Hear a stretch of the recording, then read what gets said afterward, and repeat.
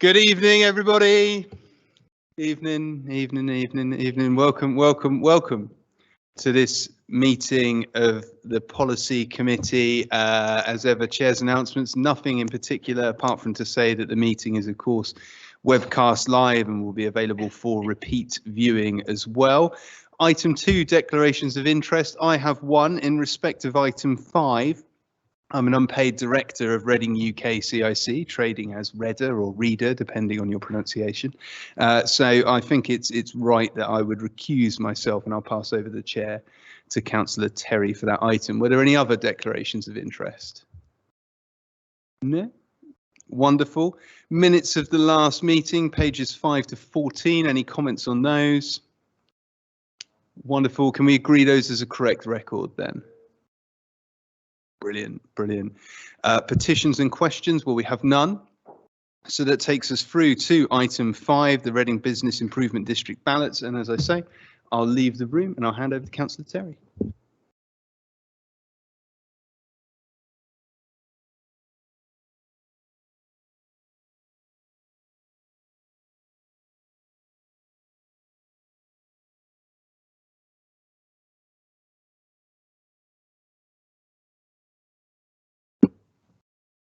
Councillor Brock has now left the room. We'll just move to item 5. So I'd like to introduce Alexa Falker, who's the bid manager, is going to introduce this item. You. Thank you very much. Hello, my name is Alexa and I'm Reading's Business Improvement District Manager. I'm here today to ask the Policy Committee to endorse the proposals in the document. I'm also asking that the committee approves the council to vote in favour of the proposals and to delegate this voting authority to the Executive Director of the Economic Growth and Neighbourhood Services. At a time when we are trying to help revitalise and repurpose our high streets and businesses, this proposal, this proposal will realise around £1.5 million of extra investment into the town centre each year. That's just over £7 million in a 5-year term. We already work closely with the council services and look to continue to grow these services, adding value to what is already delivered. In the proposal, you will see the emerging themes and details from the consultation process. The highlights include the fact that safety and security scores highly across all of our business sectors, and the themes of social and well-being, as well as environmental and sustainability programmes, score highly too. Reading Central bid has been voted in successfully since 2007, and the Abbey Quarter bid introduced in 2019, with the next votes due in January 2024.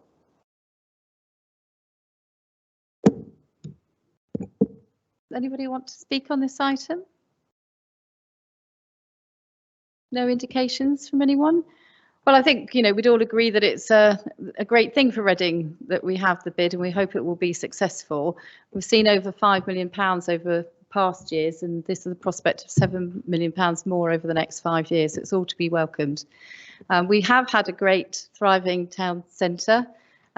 Many of the things that happen are because of the bid and the work that goes on in partnership in the town centre, and we'd like to see that continue. So if there's no other comments, then are we happy to approve the recommendations as set out? That's agreed. Thank you very much. Could somebody get Councillor Brock, please?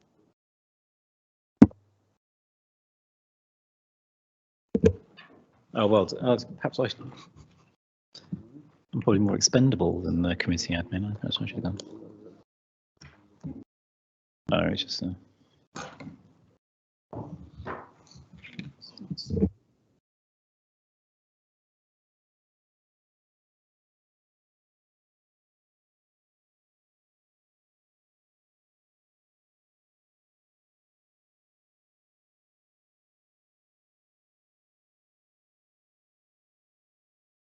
Good, wonderful. Right, let the minutes show the public gallery applauded my return.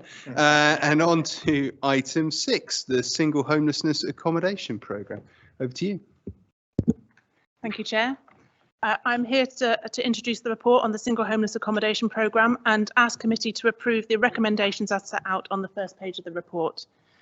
In summary, this would provide authority to bid for capital funds to the value of 480,000 and revenue funds of just over 167,000 from the Department of Levelling Up Housing and Communities Single Homelessness Accommodation Programme, and approve the overall capital spend of circa 1.186 million.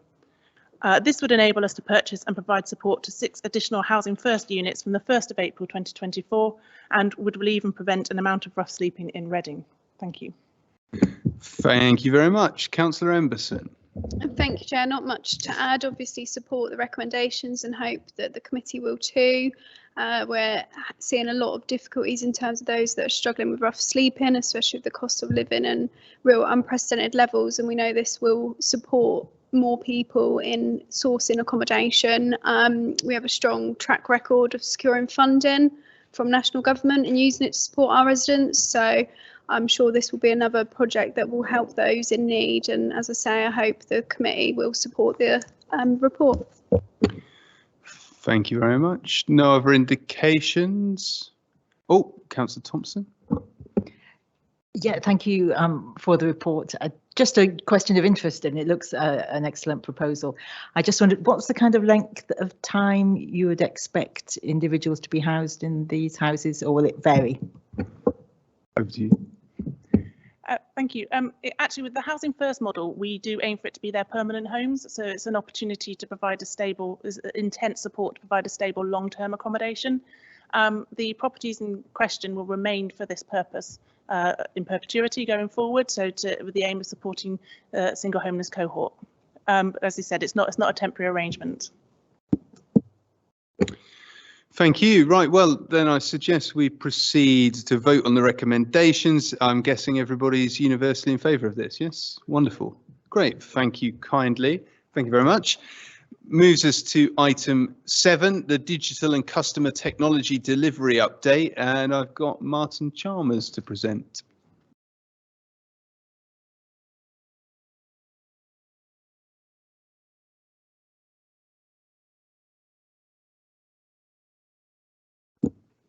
Thank you, Chair.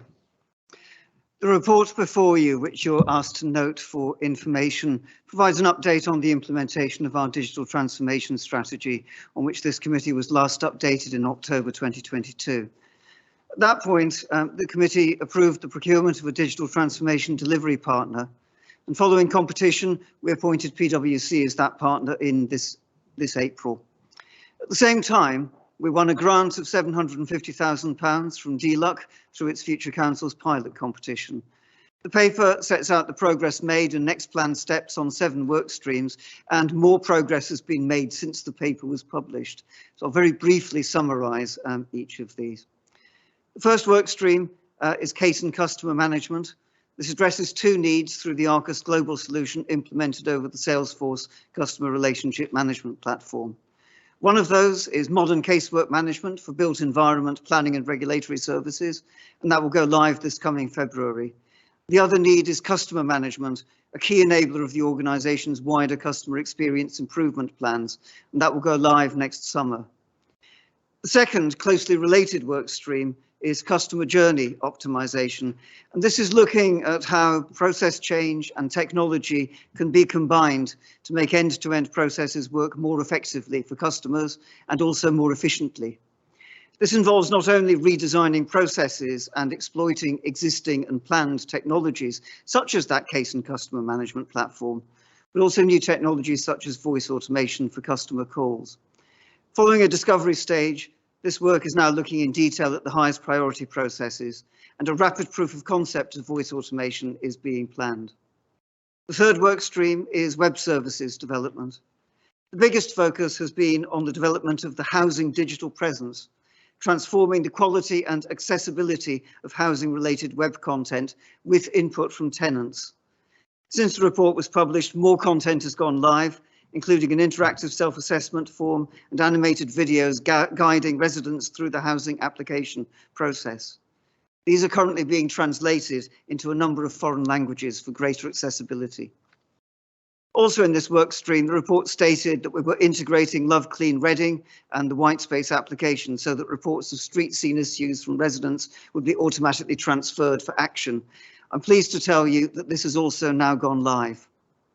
The fourth work stream is digital inclusion. The proof of concept for public Wi-Fi, referred to in the report, has been successful and rollout to community centres is in progress. Community facilities will also benefit from improved broadband connectivity and volunteer effort from suppliers to boost community awareness and skills, and where relevant, also recycled equipment. The fifth work stream is independent living. This is using new technologies such as sensors and pattern of life analysis to enable the vulnerable and elderly to live more independently. On the basis of the success of the pilot that was agreed by this committee, we've recently secured over £1 million in grant funding from NHS England for wider rollout. The sixth work stream is around digital for adult social care, and business cases have been developed for the adult social care digital front door and for improvements for the configuration and use of the Mosaic social care system. And these are in review. And the final work stream relates to the adoption and exploitation of tools such as the Microsoft 365 suite, so that we get maximum value from our investment. We've completed the migration of shared data to the SharePoint part of that suite, and that delivers both storage cost savings and allows better collaboration on documents. The focus now is on implementing a sustainable approach to embedding digital skills in the organisation by establishing a network of digital champions. And that's an example of where we're learning from successes achieved by others in that Future Councils programme. So summing up, digital transformation is already making a difference to the services we deliver to residents, including our housing tenants, the elderly and vulnerable. The strength of the programme is reflected in the £1.75 million of grant funding received. The next areas for focus are clear. There's much to do, but I believe there's been real tangible progress. And Chair, I'm happy to take any questions. Thank you very much for the update. A really busy programme of work, and my personal thanks to you and your team for pushing it forward. I'll go to Councillor Terry. Oh, I think it's a very comprehensive overview by Mr. Chalmers, and the report's there for everyone to see. I mean, we're really pleased with the progress being made. Over the last year, lots of that's in the background, though, all the work that has to be done to understand what we do, how we do it, and the way in which the technology will improve those things. So it is pleasing to see that some of that's now going live and actually delivering on the expectations that we set some while ago. I think it's true to say that in past staff surveys, there's been concerns about making sure we've got the right tools for the right job, including, you know, technology working, and certainly seen improvements in staff satisfaction in that regard. So I think it is filtering through to our staff. Some of it's filtering through to our residents, and I hope much more of that will come certainly next year when the case and customer management system goes live. Thank you, Councillor Gittings.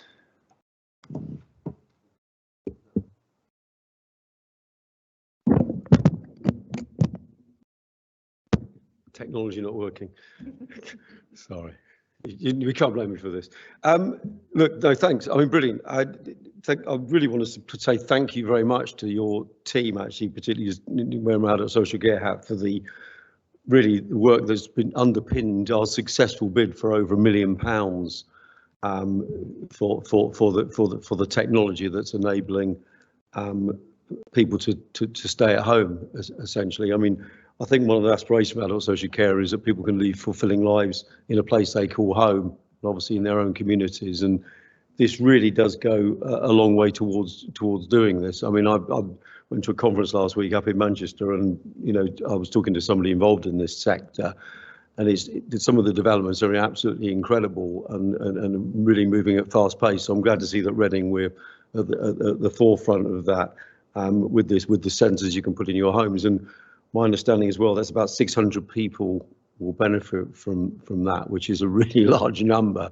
And for obvious reasons, that's good news on a number of fronts, but mostly because that's helping people, which I think really what adult social care is about. And also in 3.7, there's some other stuff about the front door access, which I think is important, that people get the right information, particularly that suddenly they might arrive in a situation where they need to access the service, and they can do it more easily, obviously with a good digital platform. So that's really important as well, both for, you know, for people that went in their time of need, and also for, you know, for carers, we know we've spoken about as well. So thank you very much to the team, and I think, you know, this is putting Reading right at the forefront of this tech, and long may it continue. Thank you, Councillor Gittings. Councillor Robinson. Thank you, Chair, and thank you to the officers for this report. It's great to see the progress being made in digital transformation. I do have one question, and that is, you know, listening to all of the various different work streams that you've got going on, is there also another work stream looking at potentially using AI in a more productive manner in terms of what we can do in the future? You mentioned earlier about translation into different languages. Well, that's something obviously that we are seeing AI being able to brilliantly perform in many ways. So my question is, what is the focus on AI looking like in Reading Borough Council? Thank you. We did consider replacing some of the opposition parties with AI, but alas, Mr. Chalmers, anything you wanted to come back on?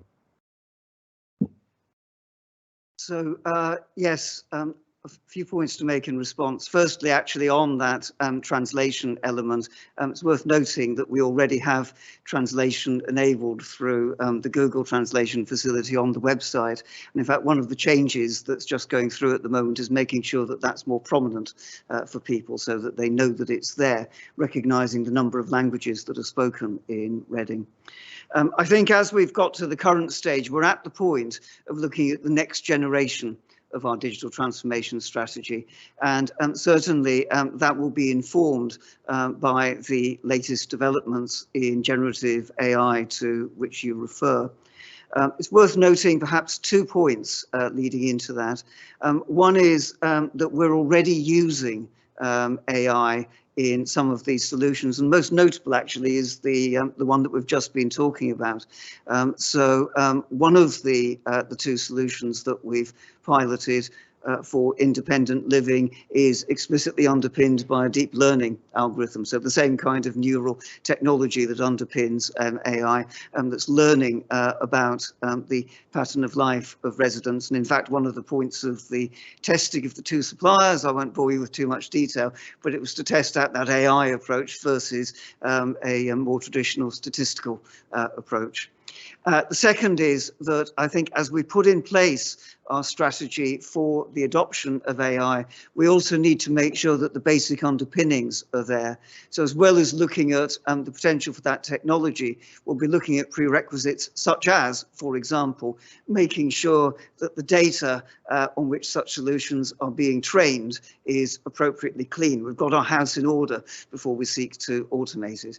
But we look forward to bringing back proposals to members in the future. Councillor Gittings. I was merely going to point out, obviously, that the Reading East MP, Matt Rodder, is the Shadow Minister for AI. So when we form the next government, which is hopefully very, very soon, we'll have his ear. We'll be talking to the man that's going to drive our policy on AI, which of course is very, very exciting in a number of areas, including in adult social care. There's a joke on the tip of my tongue, but I think I'll resist. Let us move to a vote on the Councillor Thompson. So this, as a question, it might not really be for Mr. Chalmers, and it's not meant as an unfair question because these are all really exciting developments.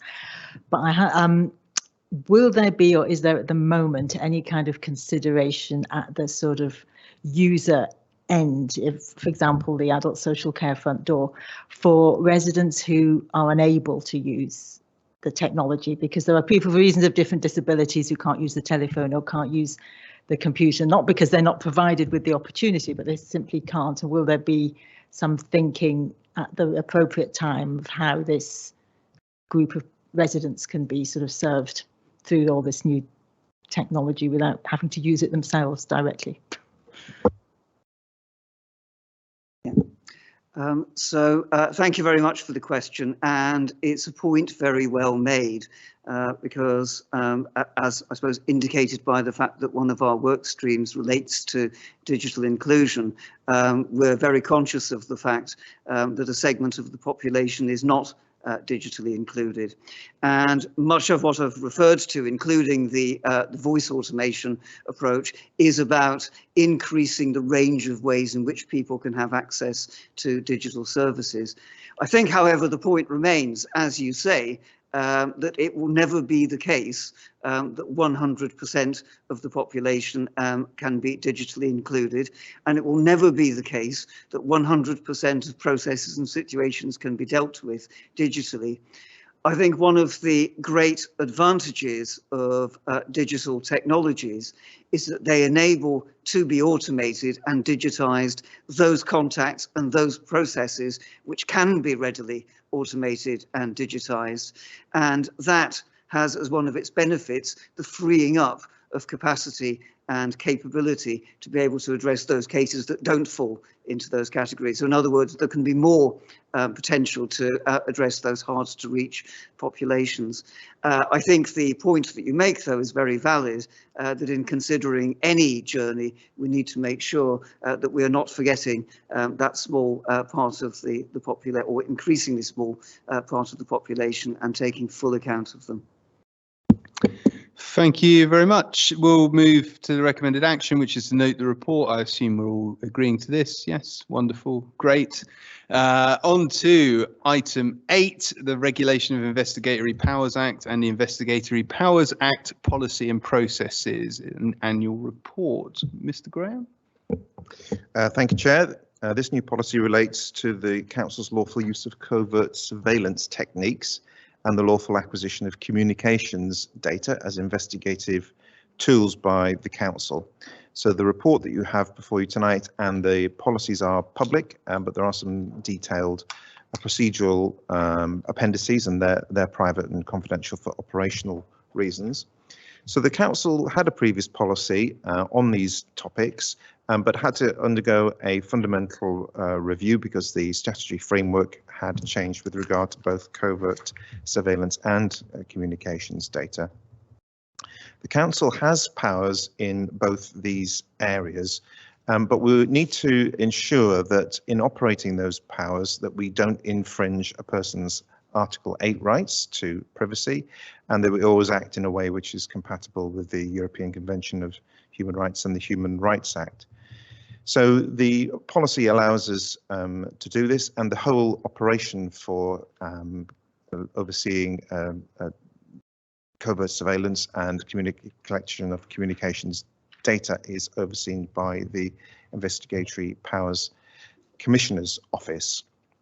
So the Commissioner undertakes an inspection every 3 years, and in readiness for this year's inspection, the review was commissioned to have a look at the new statutory framework, all the processes and procedures which we had in place.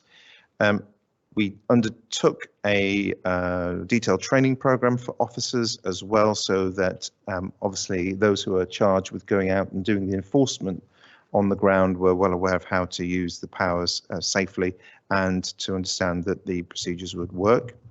We were very pleased with the feedback which we received from the Commissioner on the inspection process, which actually took place just on paper. There was no need for any sort of detailed inspection on the ground. They were very happy with the policies and procedures which we put into place. The paper also contains a little example of how this makes a difference, in the sense of the fact that we hadn't used the covert surveillance powers for some time, but we were able to establish a use case for tracking underage sales to underage people of vapes at Reading Festival. And the example given in there, I think it shows us how that a good policy and procedures can actually help officers be empowered to do that kind of enforcement work, which makes a difference. And obviously, a lot of the enforcement work these days is more complicated and does involve the collection of communications data and going out to those communications providers to find out that data. So being able to use these procedures effectively is very helpful. Just further to mention that if councillors are minded tonight to approve the new policy, there are some further changes to other policies which need to be taking place in order to bring them into line. That includes our social media policy and our CCTV policy, so they will be in hand, and we'll proceed next. Thank you very much. Councillor Terry. I don't really have very much to add. It's clearly important that we make sure that our policies and procedures are up to date. Whilst not used very often, we need to make sure they're used appropriately and correctly. Working with partners as well to make sure that we detect and prosecute fraud and any unlawful action that is taken in the community. So the important tools not to be used too often, but there's a certain amount of transparency here to make sure everybody knows what we do, why we do it. I think that's all, Chair. Anybody else? No? Well, recommendation that the policy is adopted. Are we agreeing this unanimously as well? Yes. Wonderful. Great. Thank you very much. Takes us to item 9, which is the exclusion of press and public for the closed session. I move the motion as printed. Is that agreed? Agreed. Thank you very much. The end of the public session then, and goodbye to the packed public gallery and to the press.